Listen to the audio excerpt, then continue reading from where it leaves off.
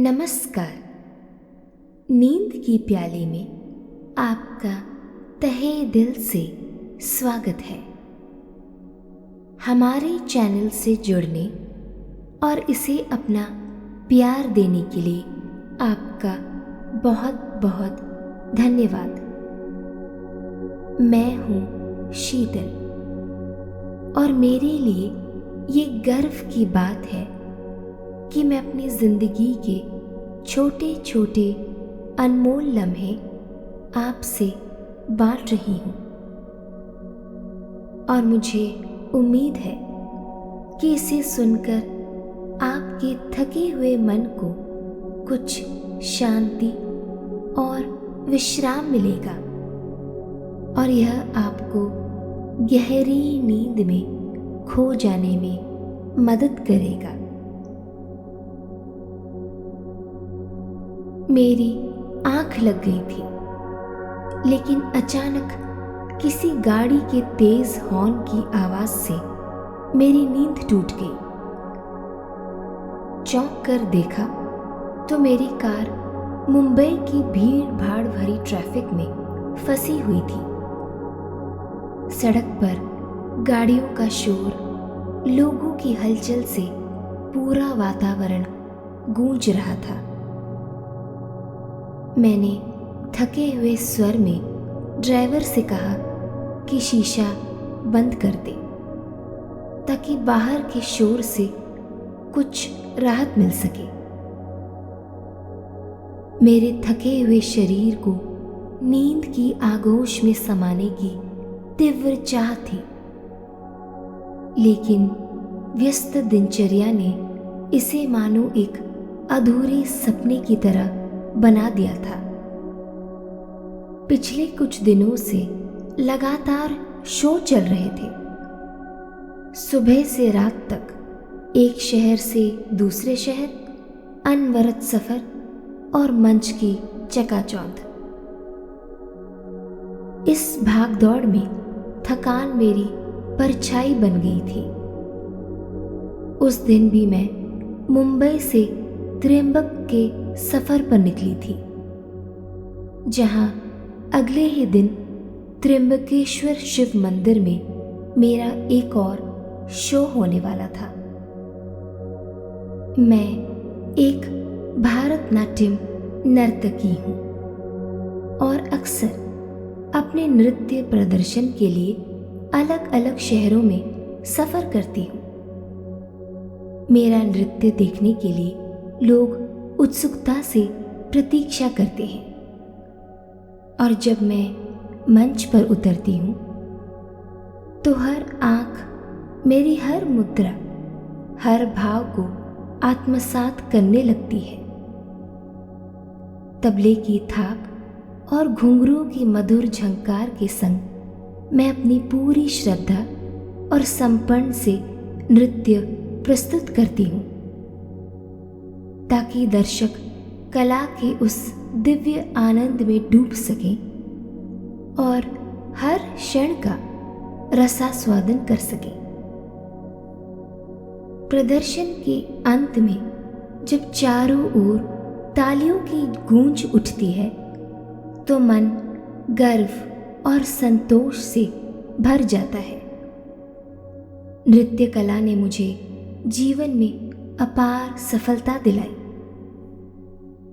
लेकिन यह राह आसान न था। मैं महाराष्ट्र के एक छोटे से शहर त्र्यंबक से आई हूँ, जहाँ एक समय था जब मेरे परिवार के लिए 2 वक्त की रोटी जुटाना ही कठिन हो जाता था। और एक ये पल है जहाँ मेरे पास सम्मान, प्रतिष्ठा और धन की कोई कमी नहीं। आज मैं और मेरे माता पिता एक सुखद और समृद्ध जीवन जी रहे हैं, जहां हर सुविधा उपलब्ध है। जब भी मैं अपने माता पिता को निश्चिंत और सुकून से बैठा देखती हूँ तो मेरे हृदय को अपार संतोष मिलता है। इस पूरी यात्रा का श्रेय मेरे नृत्य कला को जाता है, जिसने न केवल मुझे जीवन में आगे बढ़ने का अवसर दिया, बल्कि मुझे एक पहचान भी दिलाई। कला केवल रंगों, रागों या शब्दों की अभिव्यक्ति नहीं, यह तो हर कलाकार की आत्मा का सजीव प्रतिबिंब है। जैसे सागर की गहराइयों में मोती छिपे होते हैं, वैसे ही कलाकार के हृदय में उसकी कला बसती है। यह उसकी संवेदनाओं, उसके सपनों और उसकी अनुभूतियों का अनमोल स्वरूप है। बिना कला के कलाकार अधूरा है। जैसे दीप बिना ज्योति के, जैसे पुष्प बिना सुगंध के। कला ही उसकी पहचान है, उसकी साधना है और उसके अस्तित्व की सबसे मधुर गूंज है। यह सीख मैंने अपने गुरु ज्योति मां से ली थी। ज्योति मां त्र्यंबक शहर में भारतनाट्यम की एक प्रतिष्ठित आचार्य थी।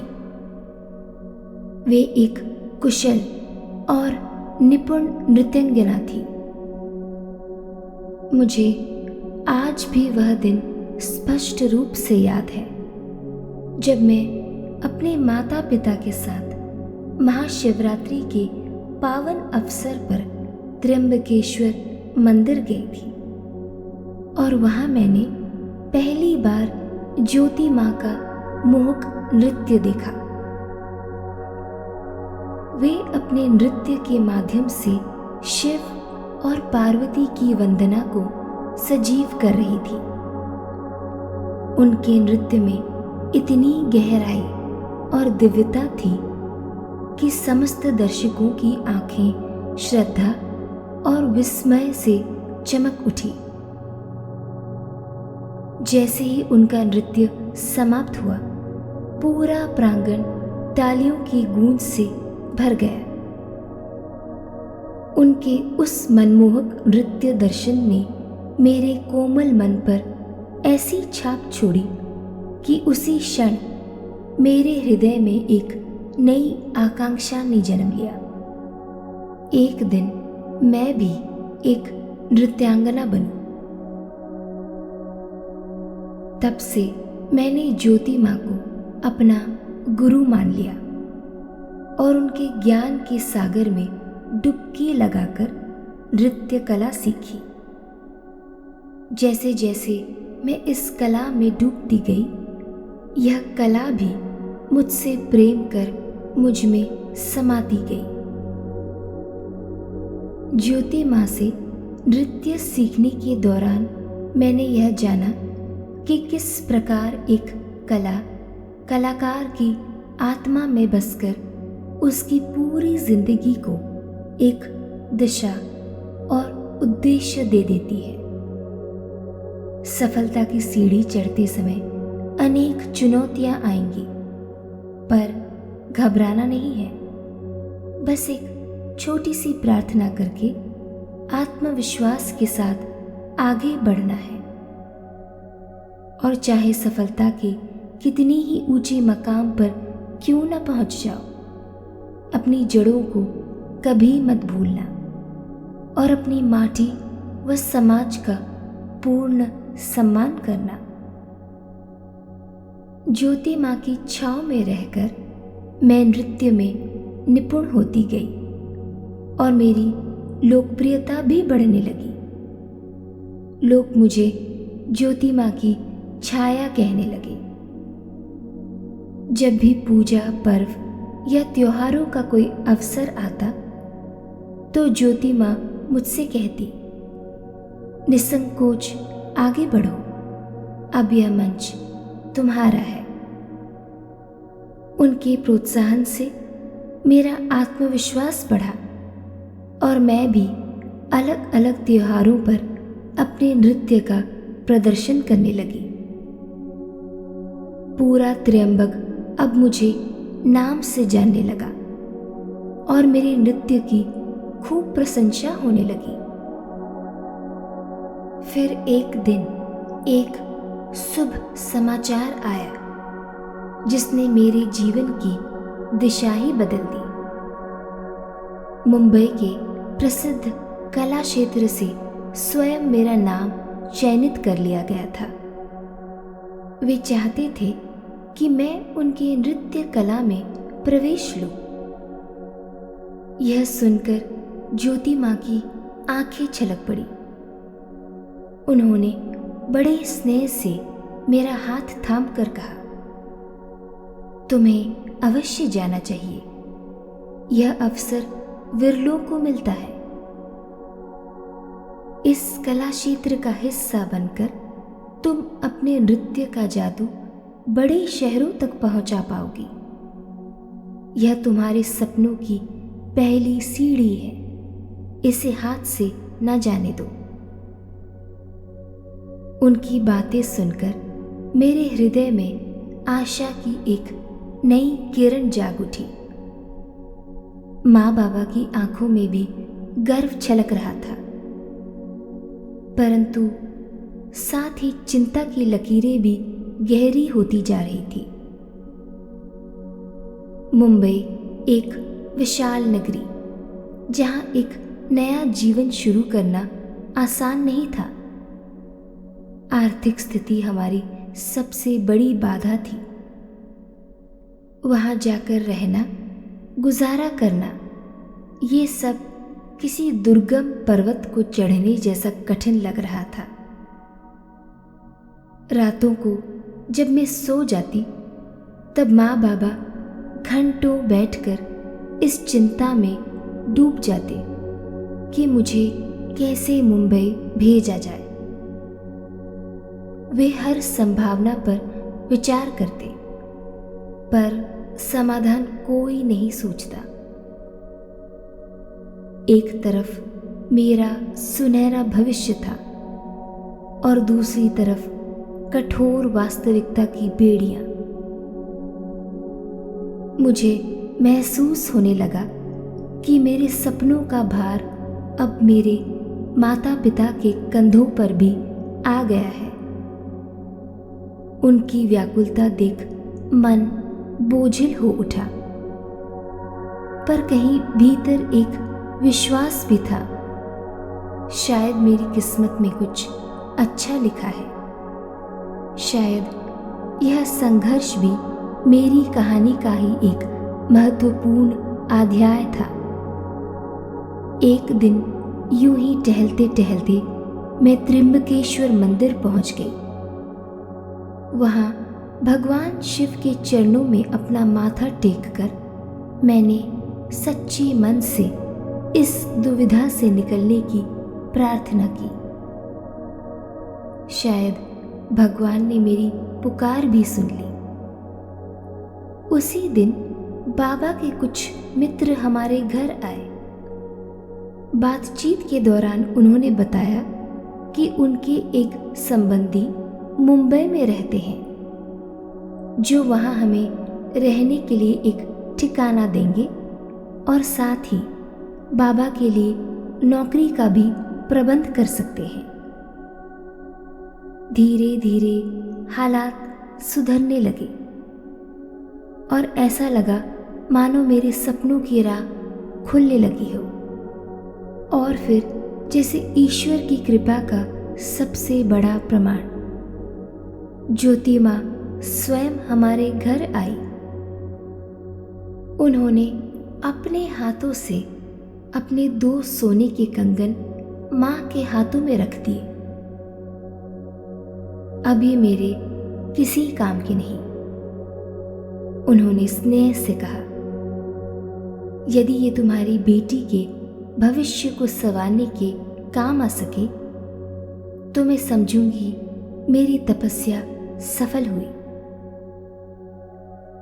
हम लाख मना करते रहे, लेकिन ज्योति माँ अपनी बात पर अडिग रही। फिर मेरी ओर देखते हुए वे बोली, बेटी, मैं तुम पर कोई एहसान नहीं कर रही हूं। इसे सिर्फ मेरी अमानत मानकर स्वीकार कर लो। और यदि तुम सच में मेरे लिए कुछ करना चाहती हो तो वचन दो कि अपनी कला को इतनी ऊंचाई तक ले जाओगी कि यह एक मिसाल बन जाए और अपने नृत्य के माध्यम से समाज का उद्धार करोगी। हम मुंबई जाने की तैयारियों में जुट गए। वह आखिरी दिन जब हमें विदा करने के लिए पूरा त्र्यंबक जैसे एक जगह इकट्ठा हो गया था, इस उम्मीद में कि त्र्यंबक की बेटी एक बड़े शहर जाकर नाम रोशन करेगी, मेरा दिल भर आया। जितना उत्साह अपनी कला के प्रति था, उतना ही दुख इस बात का भी था कि मैं अपने इस प्यारे शहर को छोड़कर जा रही थी। माँ बाबा ने स्नेह से मेरा हाथ थामकर कहा, बेटा, यह जिंदगी की एक नई शुरुआत है, इसे भगवान का आशीर्वाद मानकर अपनाओ। समय बीतने लगा और हम मुंबई शहर आकर बस गए। यहाँ आकर मैंने अपने नृत्य को एक नई ऊंचाई तक पहुंचाया। कला क्षेत्र से जुड़कर मुझे न सिर्फ अनमोल अनुभव मिले, बल्कि एक नई पहचान भी मिली। माँ बाबा मेरी ढाल बने रहे और ज्योतिमा से मैं पत्रों के माध्यम से जुड़ी रही। उनकी लिखी हर पंक्ति मेरे लिए अमृत के समान थी, जिसमें प्रेम, आशीर्वाद और अटूट विश्वास झलकता था। धीरे धीरे लोग मेरी कला को पहचानने लगे। अथक परिश्रम के बाद आज मैं उस मकाम पर पहुंची हूँ जहाँ मेरे नृत्य को श्रद्धा और सम्मान से देखा जाता है। और अब जीवन जैसे अपने पूर्ण चक्र का आकार लेकर वहीं लौट रहा है जहाँ से मेरी यात्रा शुरू हुई थी, त्र्यंबकेश्वर मंदिर से। वर्षों बाद उसी पवित्र भूमि से मुझे अपने नृत्य के प्रदर्शन का आमंत्रण मिला है। यह अवसर मानो भगवान शिव का दिया आशीर्वाद है, जो मुझे अपने मूल से फिर से जुड़ने के लिए बुला रहा है। त्र्यंबक पहुंचते ही वहां ज्योति माँ फूलों से सजी थाली लिए मेरा इंतजार कर रही थी। जैसे ही मेरी नजर उन पर पड़ी, मेरे हृदय में आस्था और कृतज्ञता की लहर उमड़ पड़ी। मैंने श्रद्धा से उनके चरण स्पर्श किए और उन्होंने स्नेह से मेरे सिर पर हाथ रखा। पूरे नगर में मेरे स्वागत की धूम थी। मेरा नृत्य देखने के लिए न केवल त्र्यंबक बल्कि आसपास के नगरों से भी लोग आए थे। बड़े बड़े पोस्टर सड़कों पर लगे थे और हर ओर उल्लास का वातावरण था। मैं अपनी भावनाओं को समेटे पूरे मन और आत्मा से अपने नृत्य का प्रदर्शन करने के लिए मंच पर उतरी। मैंने वही समर्पण और भावनाएं अपने नृत्य में उड़ेल दी जो मैं हर बार करती थी। प्रस्तुति समाप्त होते ही तालियों की गूंज पूरे मंदिर में गूंज उठी, ठीक वैसे ही जैसे वर्षों पहले इसी स्थान पर मैंने पहली बार ज्योति माँ का नृत्य देखा था। लेकिन इस बार मेरे पास एक विशेष घोषणा भी थी। जिससे हर कोई अनजान था। मैंने घोषणा की कि मैं त्र्यंबक में अपना स्वयं एक नृत्य विद्यालय आरंभ करने जा रही हूँ और उसकी पूरी जिम्मेदारी मेरी प्रिय ज्योति माँ संभालेंगी। यह सुनते ही तालियों की गूंज और भी अधिक तेज हो गई। जब मैंने नजर घुमाया तो पाया कि ज्योति माँ की आंखें छलक रही थी। मैं धीरे से उनके पास गई, हाथ जोड़कर भावुकता से पूछा, ज्योति माँ, क्या अब मैं आपकी नजरों में सफल हूं? मेरे इन शब्दों ने उनकी भावनाओं को और अधिक गहराई दे दी। उन्होंने बिना कुछ कहे मुझे अपने आंचल में समेट लिया, जिससे बरसों की तपस्या आज पूरी हो गई। उस दिन मैंने जाना कि सच्ची सफलता केवल ऊंचाई तक पहुंचने में नहीं, बल्कि अपनी जड़ों को संवारने में भी होती है। जिस कला ने मुझे नाम और पहचान दी, आज वही मुझे अपने गुरु और समाज के ऋण को चुकाने का अवसर दे रही थी। जीवन एक निरंतर यात्रा है, जहां हम अनुभवों, सीखों और सफलताओं के साथ आगे बढ़ते जाते हैं।